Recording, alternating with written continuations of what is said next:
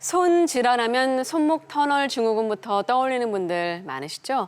하지만 오늘은 잘 알려지지 않았지만 의외로 흔한 손 질환인 손목 척골 충돌 증후군과 삼각섬유 연골 복합체 손상에 대해서 자세히 알아보겠습니다. 네, 도움 말씀 주시기 위해서 정형외과 김동민 원장 나오셨습니다. 안녕하세요. 네, 안녕하세요. 네, 정말 생소하네요. 또 질환 이름도 정말 어렵고요. 네. 손목 척골 충돌 증후군. 정확히 어떤 질환인가요? 그 손목 척골 충돌 증후군은 기본적으로 중년 이상에서 나타나는 퇴행성 질환이 되겠습니다. 보시다시피 위쪽으로는 손목뼈와 아래쪽으로는 요골과 척골로 이루어져 있는데요. 이 척골이라는 것이 길어가지고 손목뼈와 부딪히는, 그래서 손목 주위에 퇴행성 병변이 발생을 하는 그런 질환이 되겠습니다.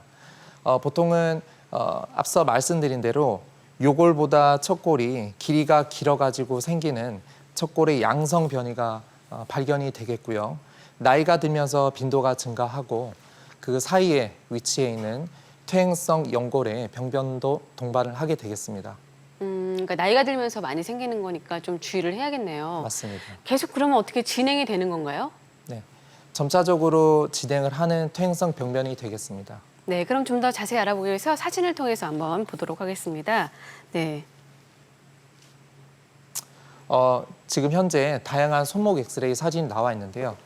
맨 왼쪽 같은 경우는 아주 정상적으로 이상적인 엑스레이 사진이 되겠습니다. 보시다시피 요골과 새끼손가락 쪽에 있는 척골의 길이가 그보다 조금 더 짧거나 거의 비슷한 것이 정상이 되겠습니다. 하지만은 척골의 양성 변이, 즉 척골이 요골 인접한 부위에 비해서 키가 높은 경우에는 그만큼 손목뼈와 거리가 짧아지게 되겠죠. 그렇게 되면 네. 그 사이에서 충돌이 일어나는 질환이 되겠습니다. 네, 그러니까 결국에는 이 새끼 손가락 쪽에 있는 쪽, 요 요골이 맞습니다. 요 간격이 좀 좁을수록 양성이라고 할 수 있나요? 맞습니다. 그것을 척골 양성 변이라고 표현을 하고 있습니다. 그렇군요. 자, 어떻습니까? 원인은 왜 생기는 거죠? 선천적인 이유 때문에 그런가요? 아니면 어떤 이유 때문에 보통은 그럴까요? 후천적으로 생기는 퇴행성 병변이 되겠고요. 하지만은 젊은 분들에게서도 선천성으로 척골이 길이가 길어진 경우에는 그만큼 취약한 손목이 될 수가 있겠습니다. 하지만은 남녀노소 막론하고 손목을 과도하게 사용하는 경우에는 이런 질환이 발생을 할 수가 있겠습니다. 지금 사진 같은 경우에는 압력 부하 차이라고 하는데 정확히 어떤 얘기인지요? 정상적으로는 그 손목에 압력이 100이 주어진다는 가정하에 큰 뼈인 요골 쪽으로는 80%, 척골 쪽으로는 한 20%, 그래서 8대2 정도의 압력 분담이 이루어지게 됩니다. 하지만은 척골이 길어지는 경우에는 거의 절반에 가깝게 손목뼈에서 척골로 압력 분담이 이루어지기 때문에 그만큼 충돌이 되는 그런 원리가 되겠습니다. 네, 계속해서 다음 사진 볼까요? 일반적인 정상 손목 엑스레이 사진입니다. 이 정상 환자입니다. 하지만은 주먹을 꽉 쥐지 않은 상태에서는 이렇게 척골의 이 중립 위치라고 말씀을 드리는데요. 하지만은 주먹을 세게 쥐게 되면 다음 슬라이드 볼 수 있을까요? 정상에서는 이만큼의 여유 공간이 있던 것이 주먹을 세게 쥐게 되면은 척골과 손목뼈 사이에 거리가 줄어드는 것을 관찰을 할 수가 있겠습니다. 즉 정상적인 사람들도 주먹을 세게 쥐거나 하게 되면은 이런 척골 충돌의 위험성이 증가할 수 있다는 뜻이 되겠습니다. 그러니까 퇴행성도 퇴행성이지만 좀 주먹을 꽉 쥐는 것도 맞습니다. 이런 습관을 갖추면 좀 걸릴 확률이 높아지는 건가요? 맞습니다. 직업군 같은 경우는 어떤 분들이 좀 많이 걸리시죠? 근데 직업군 같은 경우는 당연히 손목을 많이 쓰시는 경우에 생기실 수가 있겠죠. 하지만은 중년 이상, 특히나 여성분들에게서 퇴행성으로 손목을 많이 사용하지 않았음에도 나이가 들면서 충분히 생길 수 있는 질환이 되겠습니다. 이 충돌이라는 말을 쓰는 이유가 올라간 뼈가 그 주변과 부딪히기 때문인 것 같은데 어떤 경우 좀 이 질환을 좀 의심해 볼 수 있을까요? 그 PPT 자료의 설명을 일단 보면서 설명을 좀 드리겠습니다. 네. 다음과 같은 경우에 새끼손가락 쪽 그 손목의 통증을 호소를 하시게 되면은 의심을 해볼 수가 있겠는데요.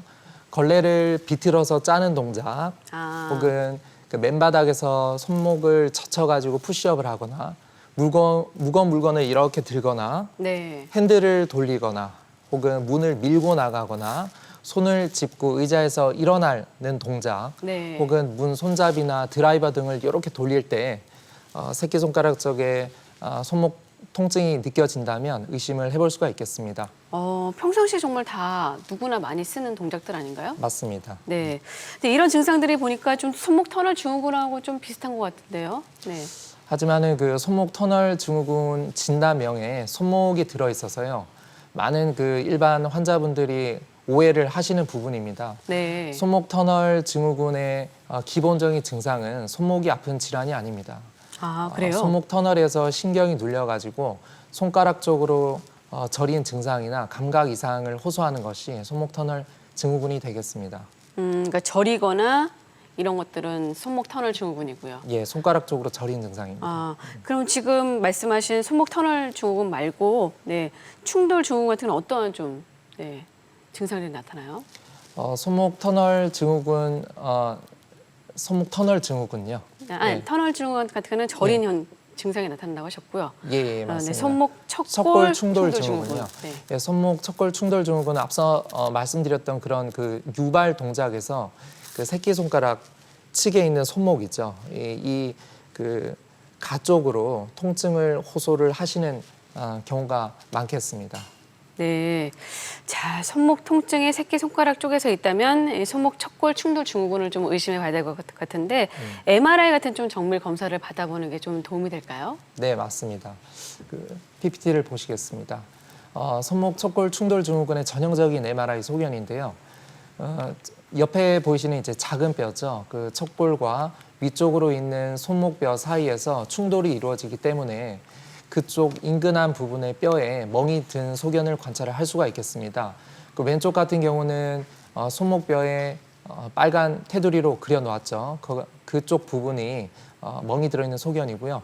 그 우측 같은 경우에는 그 맞은편에 있는 척골 머리 부분에 그 뼈에 멍이 들어있는 소견을 관찰을 하실 수가 있습니다. 네.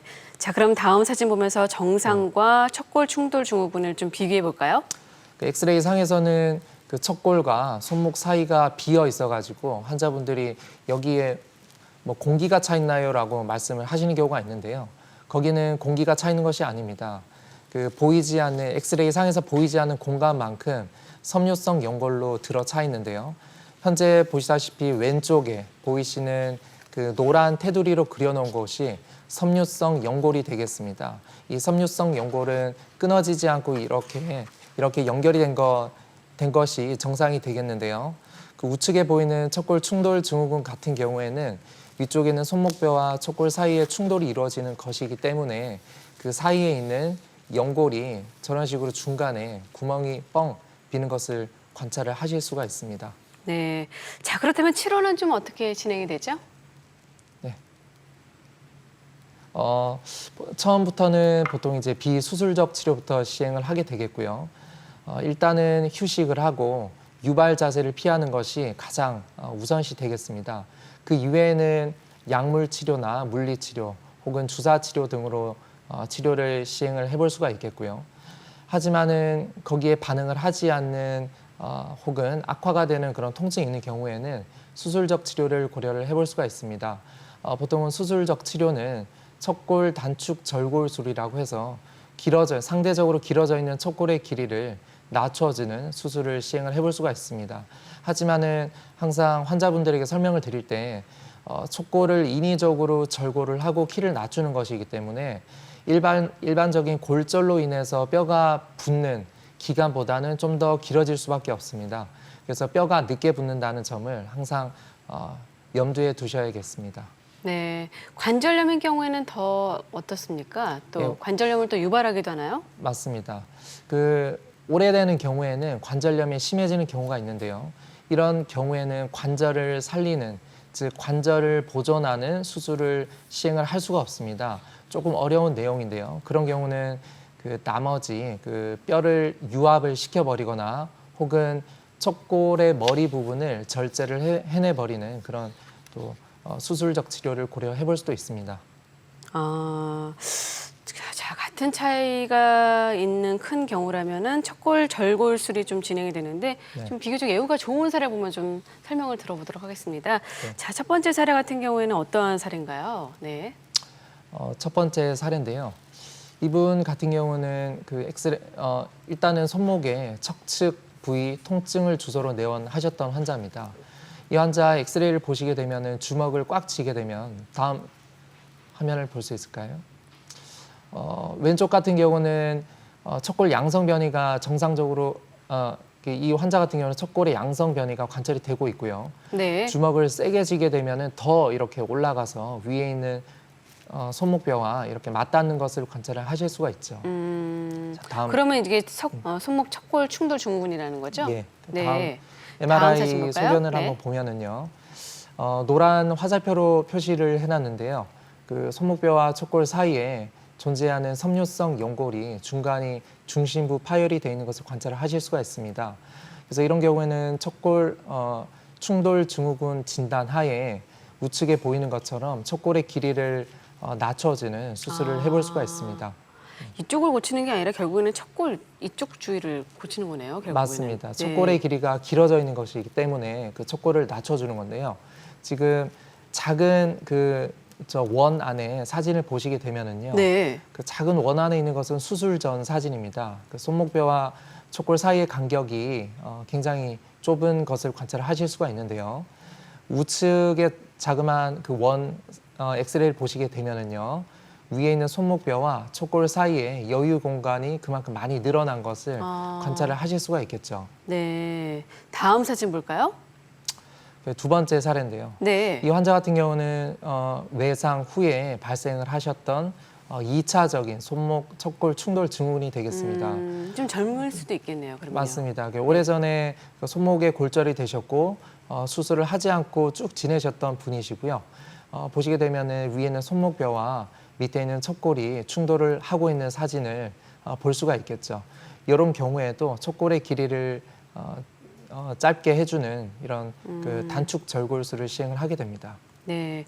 어떻습니까? 그럼 수술한 경우 좀 훨씬 더 많나요? 아니면 조금 더 다른 치료로 좀.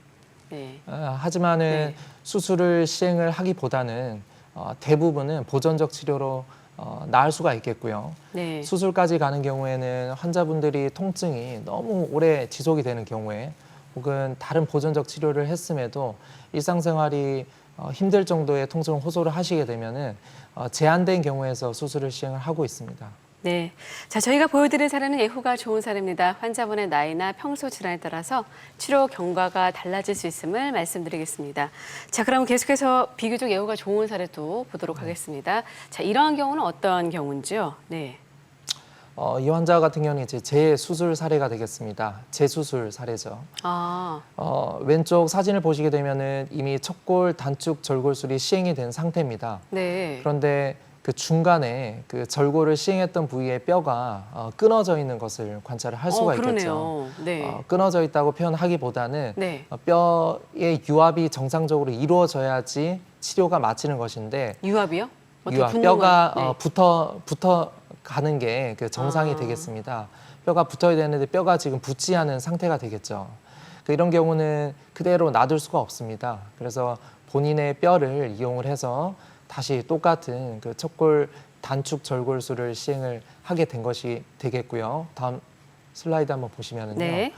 그 사이에 껴놓은 그 자가골이 수술 후 6개월, 수술 후 1년 4개월이 지나면서 점차 리모델링이 돼서 원래 본인의 척골 상태로 돌아가는 것을 관찰을 할 수가 있겠습니다. 네. 그럼 조금 전에 자가골을 이용한다고 했잖아요. 맞습니다. 그럼 그 자가골은 어디서 추출하는 건가요? 보통은 뭐 여러 군데서 뗄 수가 있겠지만은 네. 일반적으로 골반에서 많은 양의 뼈를 채취를 할 수가 있습니다. 네. 자, 그럼 계속해서 사례를 보겠는데 관절염이 동반된 경우 어떠한 사례가 있는지 한번 설명을 좀 들어보도록 하겠습니다. 네. 다음 사례입니다. 이 환자 같은 경우는 손목 척골 충돌 증후군 오래 지속이 돼서 관절염이 진행했던 케이스인데요. 아, 손목 척골 충돌 증후군이 오래 지속이 되게 되면 이렇게 여러 가지 퇴행성 병변이 나타나게 됩니다. 그러면은 그 옆에 있는 그 요골과 척골 사이에 있는 관절이 저런 식으로 관절염이 진행을 하게 되고요. 네. 이런 경우에는 척골을 단축을 해주는 절골술을 시행을 하게 되면 저 관절 자체는 계속 남아있게 되는 거죠. 그 사이에 있는 관절은 계속 남아있으면은 관절염으로 인한 통증이 나타날 수밖에 없습니다. 이런 경우에는 척골의 머리 부분을 우측에 보시면은 원래 있던 척골 머리 부분이 없어진 것을 관찰을 하실 수가 있죠. 네네네. 그래서 이런 식으로 이제 없애주는 수술을 시행을 해줄 수도 있겠습니다. 아, 네, 그렇군요. 예후가 좋은 사례 한번 만나봤습니다. 환자마다 개인차가 있다라는 점을 알려드리겠습니다. 네, 그러면 수술 후 어떠한 점들을 좀 주의를 해야 될까요? 네. 일반적으로 주치의가 제한하는 그 고정 기간을 반드시 잘 지켜주셔야 됩니다. 네. 그 뼈가 붙는 것이 우선이기 때문에 그 전에 임의로 부목 고정을 풀어버리고 손목을 많이 쓰게 되면은 그만큼 분리와 즉 뼈가 붙지 않는 합병증이 발생을 할 수가 있겠죠. 그리고 척골 충돌 증후군 같은 경우에는 그 만성으로 진행할수록 이렇게 합병증이 발생을 할 수가 있기 때문에 진단을 받아보시고 조기에 치료를 하시는 것이 좋겠습니다.